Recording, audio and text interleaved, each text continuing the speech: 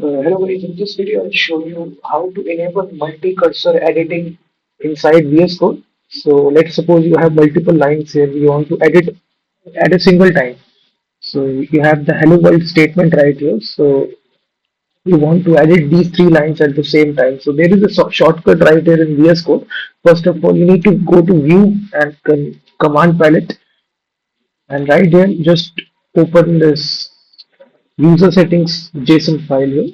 As soon as you open this, you have this property here, which is if you search here editor dot multi cursor modifier.